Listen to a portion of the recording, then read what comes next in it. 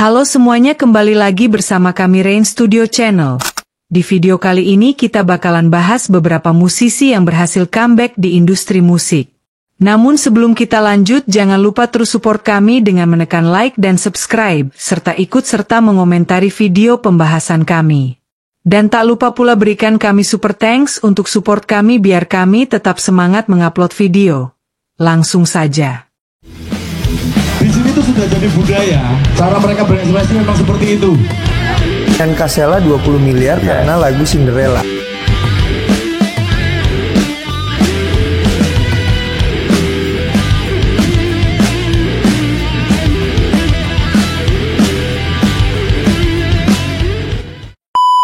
Pada tanggal 31 Januari 2011, Nazriel Irham atau yang lebih dikenal dengan nama Ariel sang vokalis band Peter Pan, divonis 3 tahun 6 bulan penjara oleh Majelis Hakim Pengadilan Negeri Bandung. Vonis ini diberikan karena Ariel terbukti membuat dan menyebarkan video rekaman pornografi yang melibatkan 2 nama artis lainnya. Ariel diwajibkan membayar denda sebesar 250 juta. Selain itu, ia juga terbukti bersalah atas pasal 56 KUHP tentang perbuatan kejahatan memberikan kesempatan kepada orang lain untuk menyebarluaskan materi tindakan asusila. Setelah Ariel bebas, banyak yang memprediksi jika Peter Pan kelak tak akan setenar sebelumnya. Terlebih saat itu band mereka akan segera berganti nama. Namun takdir berkata lain, setelah mendekam selama 2/3 dari total vonis penjara yang diputuskan oleh Majelis Hakim Pengadilan Negeri Bandung, Ariel resmi menjalani pembebasan bersyarat. Pada 31 Januari 2011, dan langsung melejit lewat album perdana band mereka setelah berganti nama menjadi Noah. Album perdana Noah ini berhasil terjual hingga 1,2 juta keping. Rilisnya album, tur promosi hingga menjadi soundtrack musik sinetron di album perdana Noah ini menjadi titik balik Ariel di industri musik yang semula banyak yang meragukan performanya ketika bebas, malah harus gigit jari.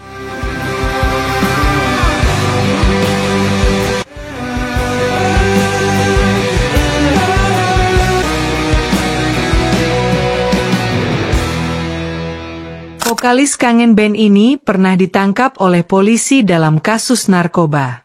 Kejadian itu terjadi pada Maret 2011, yang dimana keyboardis Kangen Band saat itu Izzy juga ikut tertangkap bersama Andika. Atas peristiwa itu, Andika kemudian diganti oleh vokalis baru. Setelah bebas, para netizen terbagi menjadi 2, yaitu netizen yang mengharapkan Andika kembali ke Kangen Band, dan yang kedua para netizen yang masih saja nyinyir dengan tampang Andika yang menurut beberapa orang kurang enak dipandang. Menurut beberapa orang, Andika merupakan sosok yang tak tahu diuntung, sudah jelek tapi banyak tingkah. Itulah komentar beberapa netizen di beberapa komentar di media sosial. Namun bukannya berkecil hati, Andika Mahesa mampu melawan stigma negatif orang-orang yang menganggapnya negatif setelah masuk dalam penjara. Sejumlah proyek band berhasil dia rampung seperti bersolo karir, berduet dengan Maula Band, Kangen Dot lagi bersama Dodi Kangen Band, Dinasti Seven Band dan bersama Dningrat. Selain bermusik, Andika Mahesa kini juga tergabung dalam Partai Demokrat dan sempat mencalonkan di DRI daerah Lampung. Meskipun akhirnya tak terpilih, namun cukup tak terbayangkan jejak Andika Mahesa setelah bebas akan sejauh seperti ini. Meskipun tak semelejit saat bersama Kangen Band, Andika Mahesa tetap bisa berkarya dengan gayanya sendiri. Sekitar pada tahun 2018 lalu Kangen Band secara mengejutkan memutuskan untuk bubar. Walaupun kala itu memiliki Reyhan sebagai vokalis pengganti Andika, namun tak mampu membuat performa Kangen Band kembali ke puncak. Awal masalahnya ketika Kangen Band sepakat memutuskan mengajak kembali Andika sang mantan vokalis untuk bereuni kembali tanpa diketahui oleh sang gitaris yaitu Dodi. Mendengar hal itu, Dodi menjadi tersinggung dan seketika membubarkan band dan membentuk Kangen Band versi terbaru milik Dodi. Para personil asli Kangen Band kemudian minim panggung off fire dan sempat mencari pekerjaan lain di luar musik. Seperti Bebe yang menjadi ojek online, serta Izzy yang menjadi penjual liquid dan vape. Terlebih pada masa pandemi membuat para member Kangen Band semakin tercekik dengan keadaan. Kala itu ada produser yang ingin membiayai Kangen Band untuk membuat karya, namun dengan formasi original. Dodi, Andika dan personil lain dikumpulkan dan berhasil bersatu kembali, dan siapa sangka antusias penonton masih sama saat awal pertama Kangen Band muncul di industri musik. Single dengan tajuk Takkan Terganti, Merayu Tuhan, Terima Kasih Patah Hati hingga seri Cinta Sampai Mati yang seolah mematahkan stigma jika Kangen Band sudah mati. Menjadi salah satu band yang disegani di industri musik tidak semata-mata membuat grup band Padi terlepas dari namanya konflik. Keegoisan dan jalan pikiran masing-masing personil membuat grup band Padi sempat dinyatakan bubar oleh para penggemar. Nama Satrio Yudi Wahono atau lebih dikenal dengan nama Piu menjadi sorotan media kala itu yang dinilai sudah tak mau membangun komunikasi dengan para member grup band Padi lainnya. Buntut dari masalah yang mulai tercium publik pada tahun 2012 bermula ketika Fadli, Rindra dan Yoyo membentuk band baru bernama Musik Kimia. Para personil Padi ini mengajak musisi dan produser lainnya bernama Stephen Santoso. Tidak diajaknya Piu dan Ari dalam grup band Musik Kimia semakin menguatkan asumsi masyarakat akan ketidakharmonisan keduanya. Mereka acap kali mencoba berbicara beberapa kali, tetapi tidak berhasil menyelesaikan perbedaan pendapat mereka berlima. Namun walaupun sangat susah menyatukan kelima kepala ini, tidak ada satupun anggota Padi yang ingin keluar dari band. Mereka tetap berkomitmen untuk menjaga Padi. Pada tahun 2018, akhirnya mereka comeback dengan nama Padi Reborn setelah mengalami vakum selama 7 tahun. Meskipun saat itu banyak yang penasaran, mereka hanya mengungkapkan sedikit tentang alasan dibalik kembalinya band yang dikenal lewat lagu Sobat Ini. Menurut beberapa sumber sebelum memutuskan comeback di industri musik, Padi sudah berusaha untuk berunding ke depannya seperti apa mereka di band nanti sejak 2 tahun belakangan. Salah satu alasan yang bisa dibilang klasik kembalinya mereka, karena rindu akan adanya Sobat Padi nama fans mereka. Kembalinya mereka kemudian disupport oleh salah satu TV swasta dengan menghadirkan program dengan judul Padi Reborn Sang Penghibur yang tayang di tahun 2020 hingga 2021. Sebenarnya band ini sudah mengalami krisis personil sejak tahun 1999, yang dimana Adnil Faisal, Intan Anya Putri dan Bambang Sutanto memutuskan meninggalkan band ini, kemudian disusul oleh Sigit yang juga ikut keluar di tahun 2003 silam. Sempat pasang surut dan memutuskan untuk vakum panjang dan sudah memiliki kesibukan di luar band.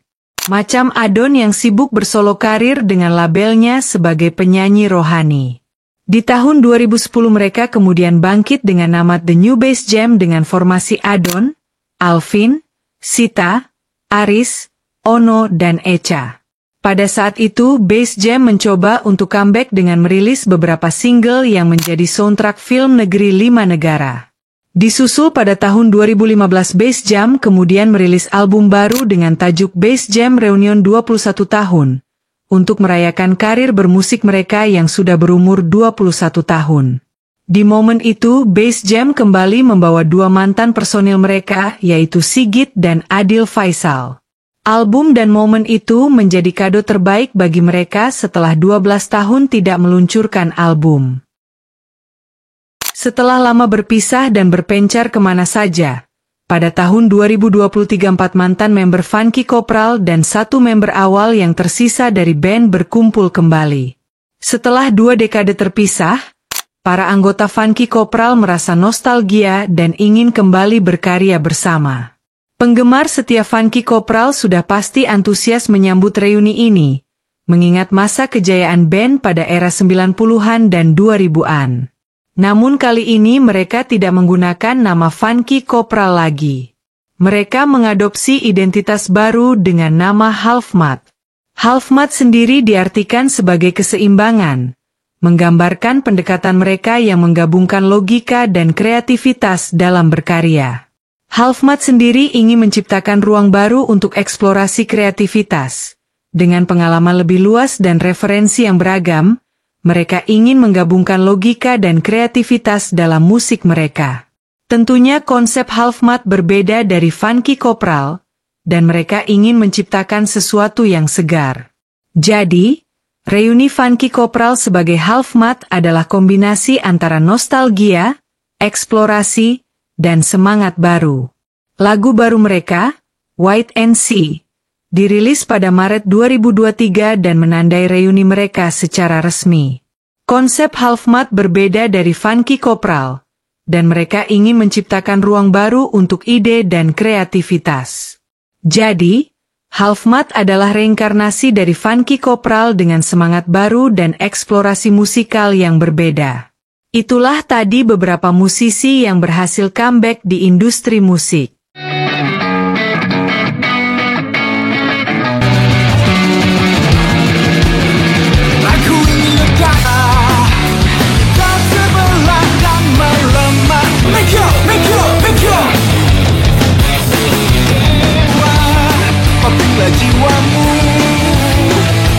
Jangan lupa terus support kami dengan menekan like dan subscribe, serta ikut serta mengomentari video pembahasan kami. Dan tak lupa pula berikan kami super thanks untuk support kami biar kami tetap semangat mengupload video. Sampai jumpa di video selanjutnya.